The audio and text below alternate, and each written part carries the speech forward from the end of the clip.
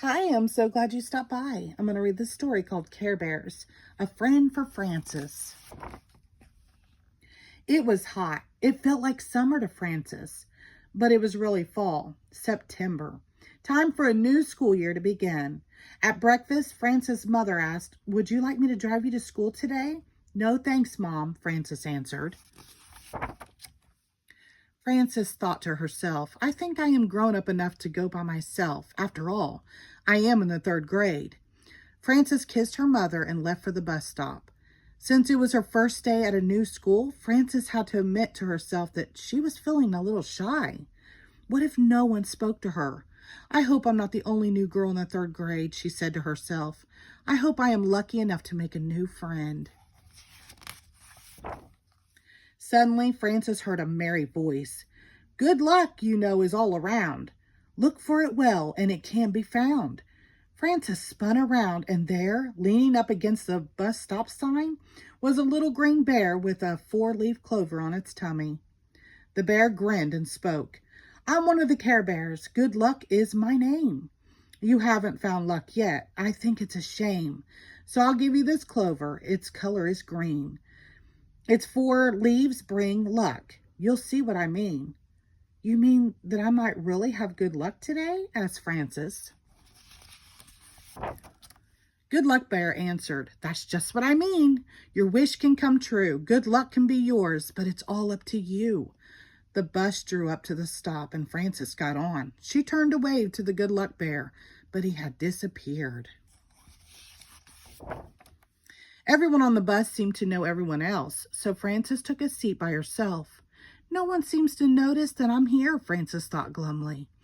"I'll bet third grade is going to be terrible. The work will be hard and the teacher will be mean. I'm not lucky at all. I must have imagined that Good Luck Bear." But when Frances looked in her pocket, she still had the lucky green clover. At school, Frances walked down the hall to her new classroom. She remembered her old school and all her old friends. Frances suddenly wanted to be back there where she felt safe and comfortable. Frances sat down and noticed a girl who wore a pretty purple dress. Purple was Frances's favorite color. Frances also saw that the girl wore lovely silver earrings. Frances wished she owned earrings like those. The girl noticed Frances staring at her and stared back. Frances felt shy and looked away. Mrs. Rose, the teacher, came in. She welcomed the class, asked everybody to sit down, and began to take attendance. Whenever Mrs. Rose called a name, one of the other students would have something to say. "Bobby Kelly." "Hey, Bobby, how'd you get your broken arm?"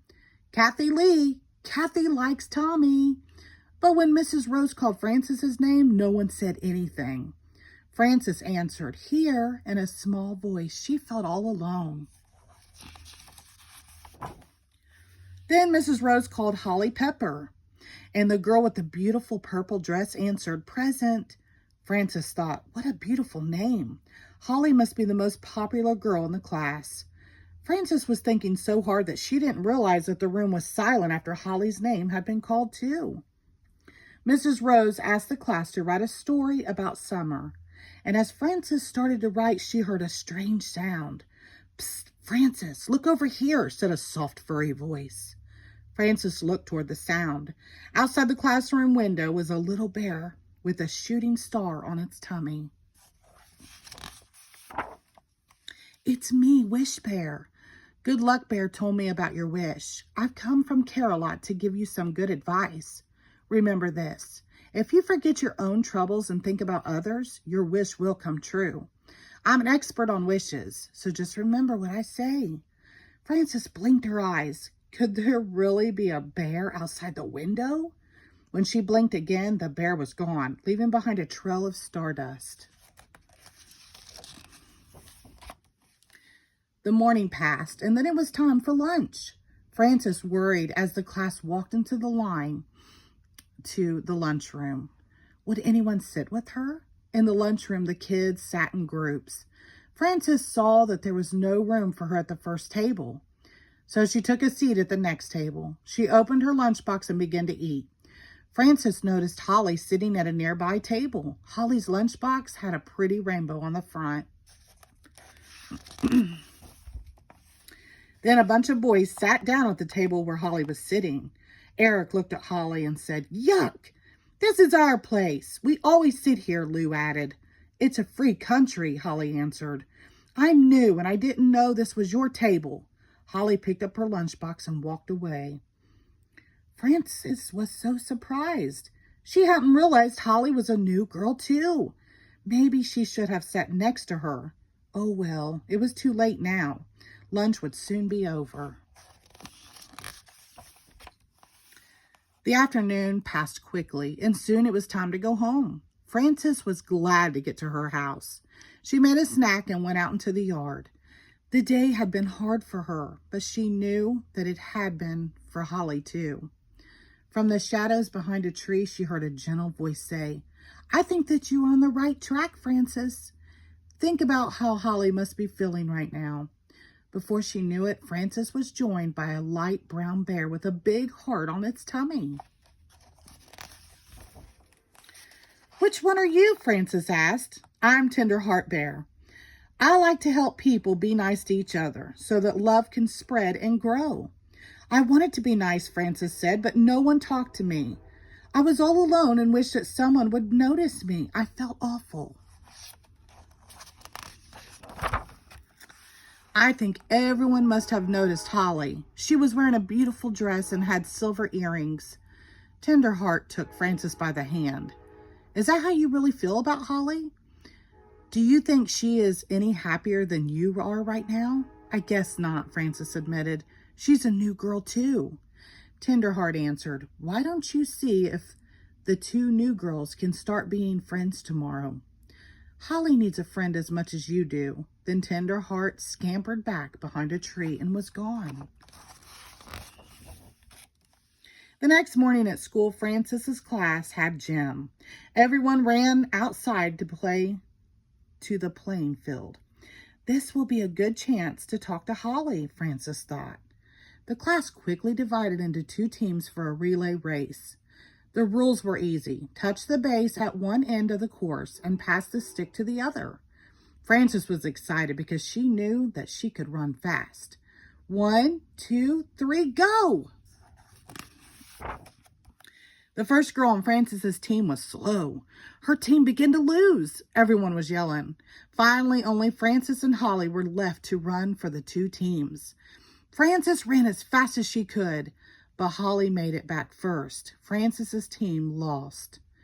Frances felt miserable.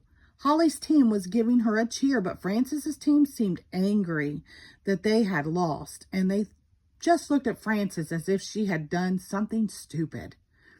Now Holly would have lots of new friends, Frances thought, and she would have none. After gym, Frances walked back to the classroom alone. As she sat down at her desk, she tried to believe what the Care Bears had told her, but it seemed very hard. The rest of the class came in, and Holly walked right over to Frances and stood next to her. "You are a good runner," Holly said. Frances started to look away, but remembered the big red heart on Tenderheart's tummy. She turned toward Holly. "You're a good runner too. Your team won." "But you ran fast," Holly said. "Our team was already ahead from the start. That's why we won. I had too big of a lead. The school is full of slowpokes except for you. My old school was better." "Mine too," Frances said. "I loved gym class at my old school. I miss playing with my friends." "Me too," Holly agreed. "Guess what? At my old school, my best friend was Frances, just like your name." Frances thought for a minute. "If I become your new friend, then you'll have two friends with the same name. It will be the same but different." "Great," said Holly. "I was wishing for a special friend just like the old Frances. Now I have one." "I wished for a friend too," said Frances. "Do you want to come over and play at my house tomorrow? We can run races." On the bus ride home the next day, Frances and Holly sat together. Frances felt happy. Her wish had came true.